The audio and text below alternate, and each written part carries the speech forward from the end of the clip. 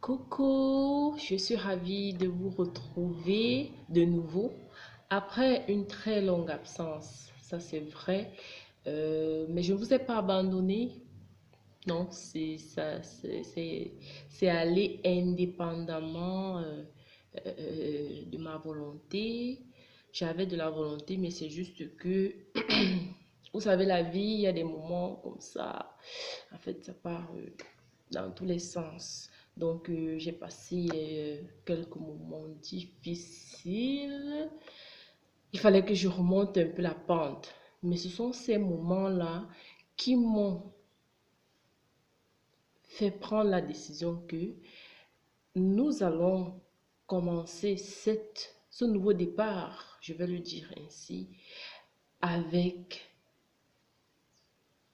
un sujet très sensible, un sujet par lequel nous tous nous sommes passés parce que on nous a mis au monde, nous avons grandi, personne n'a apparu étant grand, d'accord? Personne n'a apparu étant grand. Donc, cette étape de nouveau-né là qui est assez sensible parce que je ne vais pas vous raconter ce que j'ai vécu durant mon absence, mais grâce à Dieu, il m'a donné un nouveau bébé. Nous rendons grâce à Dieu que euh, nous avons pu, en fait, avoir un nouveau bébé. Un nouveau bébé tout simplement.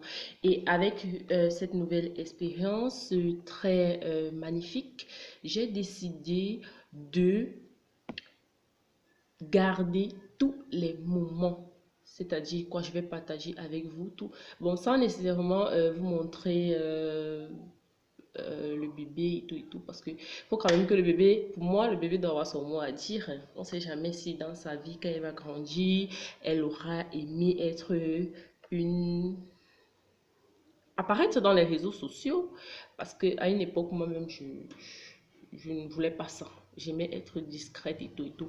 Mais vraiment, je préfère me mettre en avant comme ça là, pour la sensibilisation des mamans, surtout lorsque on veut faire notre premier bébé parce que c'est une expérience qui n'est pas facile du tout. Quand nous voyons les femmes ici dehors qui ont leur premier enfant, il grandit, on se dit, oh, c'est facile, tu passes, tu te couches sur la table d'hôpital, et puis tu pousses, tu accouches, et puis l'enfant grandit. Non, c'est pas du tout ça, je vous assure. Déjà, pour que l'enfant commence à téter, c'est-à-dire que le lait maternel sorte, c'est un combat. C'est un combat. Et moi, mon premier bébé, vraiment, mon lait n'a pas du tout vite coulé. C'est vrai que même pour le deuxième, mais je me suis un peu mieux entourée. De toutes les façons, nous allons en discuter. Je vais vous raconter si ça peut vous aider.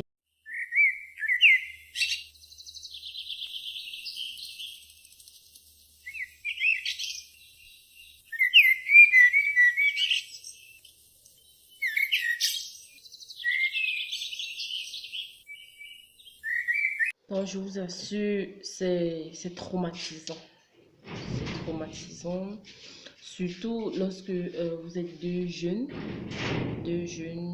vous décidez de vous marier pour faire un enfant, et puis oui, madame est enceinte, tout le monde est content, surtout le jeune papa, surtout le jeune papa parce que il se dit, ah, je serai papa et tout. La fierté, bon, la fille, elle a un peu peur, genre, oh, je vais goûter. Je vois souvent je voyais peut-être ma grande sœur pleurer, je voyais peut-être j'aurais peut-être en fait mes aînés pleurer et tout, peut-être ma voisine, peut-être. Donc moi aussi je vais goûter à ça, moi aussi je vais devenir maman. Bon, quand il pense au fait que on va appeler maman et tout. Tout cet engouement là, tu arrives à bon terme, tu accouches normalement, mais tu n'as pas fait de prévision, tu te dis, bon, le lait va couler comme ça. Certes, tu étais peut-être avec tes aînés qui ont accouché, mais tu n'as pas gardé à l'esprit que, bon, le lait, il faut, il faut vraiment batailler pour que le lait sorte le plus tôt parce que l'enfant doit manger.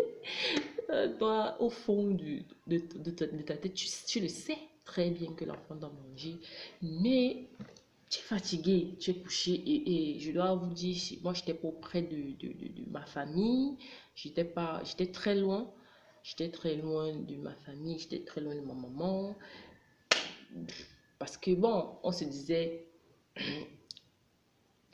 il n'y a pas moyen. Bon, il y a moyen, mais il n'y a pas moyen que j'aille, que je peux toujours accoucher ici. Ah, mes amis, ne faites pas cette erreur. Vous là, que vous dites que vous êtes deux, même si vous avez déjà 2 enfants, 3 enfants, 4 enfants, c'est toujours mieux d'être en famille. Que ce soit la famille de l'homme, que ce soit la famille de la femme, il faudrait qu'il y ait des gens à la maison. Et pas n'importe quel genre, des gens qui ont déjà un peu d'expérience. Des gens qui ont déjà un peu d'expérience. C'est mieux. Parce que moi, dans la zone où j'étais, non seulement le service de santé n'est pas très sérieux. Oui, le service de santé n'est pas très sérieux. Déjà, quand j'ai accouché, on me dit, oui, va à la maison. Je n'ai même pas fait 2 heures à l'hôpital. Après l'accouchement, on me dit, oui, il n'y a plus l'espace en fait. Il n'y a plus l'espace. Il y a les femmes qui vont venir accoucher. Il n'y avait pas beaucoup de chambres qui pouvaient accueillir. En fait, il n'y avait même pas un service de suivi. Il y a bien, c'est un grand hôpital, c'est un hôpital régional. C'est un hôpital régional. Je ne sais pas si c'était la ville, mais il n'y avait pas un service, ils n'ont pas prévu un service de suivi. Donc du coup, apparemment, c'est un secteur où les femmes sont très fortes, d'autres accouchent même à la maison. Elles appellent les voisines pour venir couper le cordon ombilical avec la lame. Mais ça, ça n'a pas été mon cas. C'est pas évident. Je vous assure. Ce n'est pas évident. Donc, c'est pourquoi j'ai décidé que quand je vais me remettre là, non, ma petite, elle est là, elle dort. Elle dort, j'ai décidé de vous faire une petite vidéo. Bon, cette vidéo, c'est d'abord pour un coucou, pour vous dire que je suis de retour. Mais ce retour, c'est pour la sensibilisation des jeunes mamans et même des mamans déjà, comment je vais dire, qui ont déjà de l'expérience. Ne baissez pas la garde. Si vous avez déjà de l'expérience, ne baissez pas la garde. Ne pensez pas que c'est un acquis. Parce que oui, c'est ça un peu, le hic de la chose. Vous pouvez vous dire, oh, j'ai déjà fait mes 3 enfants, je sais, et puis vous déménagez, vous partez, habiter très loin d'abord de la ville, très loin de vos connaissances. Vous partez habiter seul avec monsieur et peut-être vous êtes en congé de maternité. Monsieur sort, il vous laisse à la maison. Même si vous êtes à votre 10e enfant, ma chérie. Bon, sauf si vous êtes assez forte comme les gens de chez moi, ici aux alentours. Elles accouchent seules, sans problème. Donc vraiment, fait sérieux, j'ai été vraiment touchée par mon expérience personnelle. Aujourd'hui, je suis guérie de mes blessures par la grâce de Dieu. Je garde des bons souvenirs parce que déjà, cette période-là, moi j'ai remercié Dieu de m'avoir au moins se fait connaître mon fils parce que c'était un garçon pendant un nombre de temps. D'autres même comme ça, là, tu vas faire une fausse couche. C'est-à-dire, tu vas toujours rester là disant que oh, mon enfant devait ressembler à quoi? En plus, à l'échographie, on m'a dit que c'était un garçon. Bon, moi je l'ai quand même vu, je l'ai porté. Il a tété même comme le lait ne coulait pas. Ne coulait pas beaucoup parce que ça a quand même un peu coulé. Donc c'est un peu ça. C'est un peu ça. Et l'affaire de palu là. Vraiment. Je sais pas. Chère maman, ne blaguez pas avec le paludisme. Parce que moi j'avais le paludisme, je ne savais pas. C'est quand j'ai déjà... En fait, j'avais eu le palu, n'est-ce pas? J'avais eu le palu. J'avais eu le palu. On m'a traité le palu. On peut dire ça comme ça. J'ai pris tout ce que les gens prennent souvent. On a même fait le relais. J'ai même pris le relais. Mais quand j'accouche, après quelques temps, on me met sur la moustiquaire. Ne vous cassez même pas. On était comme les œufs. C'est-à-dire, quand je dis comme les œufs, c'est... On dormait sur la moustiquaire, on faisait l'effort de faire tout bien. Habits repassés, tout.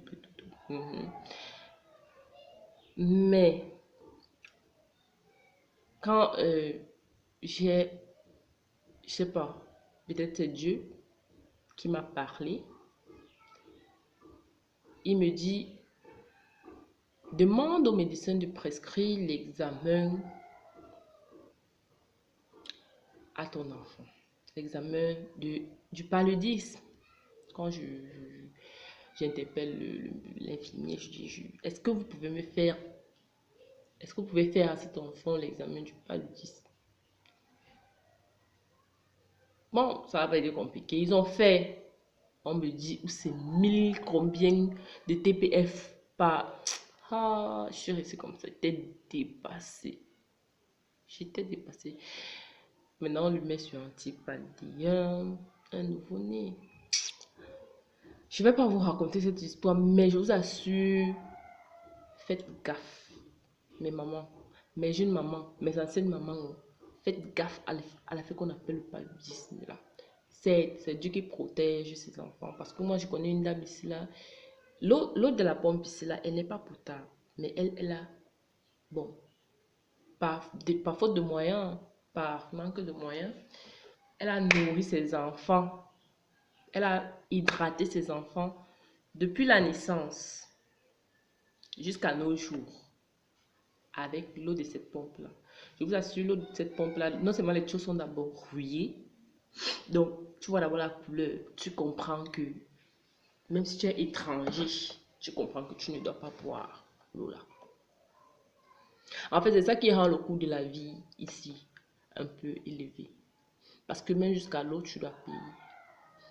Et si on vend un bidon de 10 litres à peut-être Yaoundé à 1000 francs, ici ça sera 2000. Ouais, ici ça sera 2000 parce qu'ils ajoutent le coût du transport pour la déportation.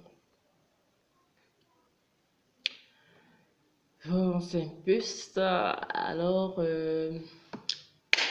on va démarrer cette saison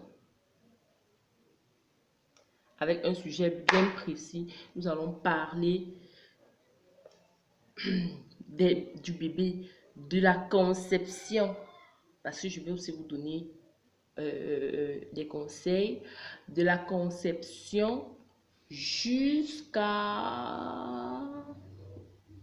on va dire 6 mois. On va d'abord s'arrêter à 6 mois. Comme ça, si vous voulez, on va continuer. Je vais arrêter la caméra. Je vous dis donc bye bye. À la prochaine.